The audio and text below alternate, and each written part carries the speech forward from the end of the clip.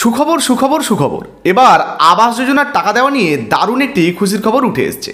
এবার আর 1,000, 2,000 বা 5,000 টাকা নয়, সরাসরি 60,000 টাকা আপনাদের ব্যাঙ্ক অ্যাকাউন্টে জমা হবে আর মাত্র কয়েকদিনের মধ্যে। হ্যাঁ বন্ধুরা, আবাস যোজনার দ্বিতীয় কিস্তির টাকা আর মাত্র কয়েকদিনের মধ্যেই আপনাদের ব্যাঙ্ক অ্যাকাউন্টে জমা হয়ে যাবে, এমনই একটা খুশির খবর উঠে এসছে। শুধু তাই নয়, পাশাপাশি আবাস যোজনার এই লিস্টে যদি আপনার নাম নাও থেকে থাকে, অর্থাৎ ফাইনাল লিস্টে ধরুন নাম নেই, তারপরেও আপনি আবাস যোজনার ঘর পাওয়ার কিন্তু উপযুক্ত হতে পারেন। আপনার ব্যাঙ্ক অ্যাকাউন্টে আবাস যোজনার টাকা দেওয়া হতে পারে। তার জন্য আপনাকে কী করতে হবে সেটাও এই ভিডিওতে জানাবো। সঙ্গে আবাস যোজনার এই টাকা পাওয়ার জন্য, অর্থাৎ দ্বিতীয় কিস্তির টাকা পাওয়ার জন্য আপনাদের কোনো কাগজপত্র জমা করতে হচ্ছে কি না সেটাও কিন্তু এই ভিডিওতে জানিয়ে দেবো।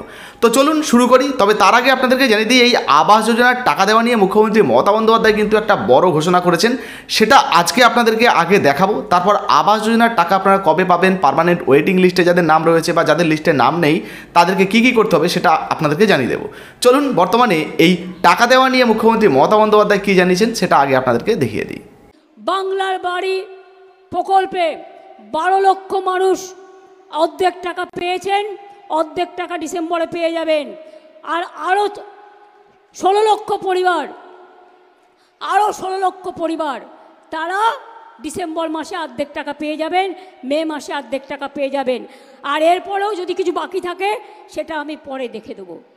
তো শুনতেই পেলেন বন্ধুরা, আবাস যোজনার যে দ্বিতীয় কিস্তির 60,000 টাকাটা সেটা কিন্তু মে মাসেই দেওয়ার কথা হয়েছে। তবে আপনাদেরকে জানিয়ে দিই যে মে মাসেই আপনারা সবাই টাকা পাবেন বা এই মে মাসে আপনাদের ব্যাঙ্ক অ্যাকাউন্টে সবার টাকা ঢুকবে এমনটা কিন্তু নয়।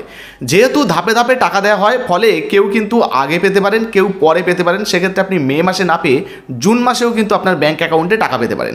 কারণ অনেক ব্যক্তি এমন রয়েছেন যারা আবাস যোজনার প্রথম কিস্তির টাকাটাই দেরি করে পেয়েছেন, যারা এখনও পর্যন্ত অনেকে রয়েছেন ঘর বানানোর কাজ করছেন। তো সেক্ষেত্রে তাদের ব্যাঙ্ক অ্যাকাউন্টে টাকা ঢুকতে কিন্তু একটু দেরি হতে পারে।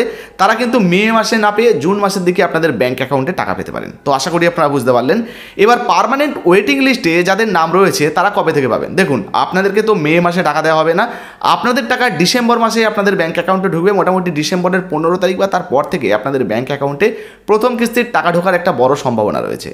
এবার যাদের লিস্টে নাম নেই তারা কিভাবে টাকা পাবেন বা তার জন্য কি কি করতে হবে? দেখুন, মুখ্যমন্ত্রী মমতা বন্দ্যোপাধ্যায় কিন্তু পরিষ্কার বলেছেন যে যাদেরটা হচ্ছে না বাকিটা কিন্তু আমি দেখে নেব। অর্থাৎ ধরুন এই লিস্টে আপনার নাম নেই, আপনি আবাস যোজনার ঘর পাওয়ার যোগ্য কিন্তু এখনও পর্যন্ত টাকা পাচ্ছেন না, সেক্ষেত্রে কিন্তু সরাসরি মুখ্যমন্ত্রীকে বলো যে নাম্বারটা রয়েছে এখানে ফোন করে আপনি জানাবেন যে আপনার আবাস যোজনার লিস্টে নাম নেই, আপনার আবাস যোজনার একটা ঘরের প্রয়োজন। সেক্ষেত্রে কিন্তু আপনার নামটাও ওই লিস্টে উঠে যেতে পারে এবং আপনার বাড়িতে আবারও সার্ভে হতে পারে, এবং সার্ভে হওয়ার পর যদি সমস্ত কিছু ঠিকঠাক থাকে আপনি কিন্তু আবাস যোজনার ঘর বা ঘরের টাকা আপনার ব্যাঙ্ক অ্যাকাউন্টে পেতে পারেন। সেক্ষেত্রে দ্বিতীয় লিস্টের পরে হয়তো পরবর্তী সময় আবার যখন টাকা দেওয়া হবে তখন কিন্তু আপনার ব্যাঙ্ক অ্যাকাউন্টে এই টাকা আপনি পেয়ে যেতে পারেন। এখন অনেকে জানতে চাইছেন যে আবাস যোজনার এই যে দ্বিতীয় কিস্তির টাকাটা দেওয়া হবে এর জন্য কি কোনো রকম কোনো কাগজপত্র জমা করতে হচ্ছে? তো এক্ষেত্রে আপনাদেরকে জানাই যে দেখুন, প্রথমবার যখন টাকা দেওয়া হচ্ছিল সেক্ষেত্রে কিন্তু ব্যাঙ্ক অ্যাকাউন্ট, আধার কার্ডের জেরক্স, এই সমস্ত যে ডকুমেন্টগুলো সেগুলো নেওয়া হচ্ছিল। তবে যদি প্রথম কিস্তির টাকা আপনি পেয়ে গেছেন সেক্ষেত্রে কিন্তু আপনাকে আর চিন্তা করার কোনো কারণ নেই। আপনি দ্বিতীয় কিস্তির যে টাকাটা সেক্ষেত্রে কোনো রকম কোনো কাগজ ছাড়াই পেয়ে যাবেন, অর্থাৎ কোনো রকম কাগজ জমা করার প্রয়োজন নেই। তো বর্তমানে আবাস যোজনার ফাইনাল লিস্টে আপনার নাম এসছে কিনা অবশ্যই নিচের কমেন্ট বক্সে কমেন্ট করে জানাবেন। ভিডিও ভালো লাগলে ভিডিওতে একটি লাইক দিয়ে ভিডিওটা ফেসবুকে হোয়াটসঅ্যাপে বেশি বেশি করে শেয়ার করবেন। ফেসবুক থেকে দেখলে ফলো করতে ভুলবেন না। ধন্যবাদ।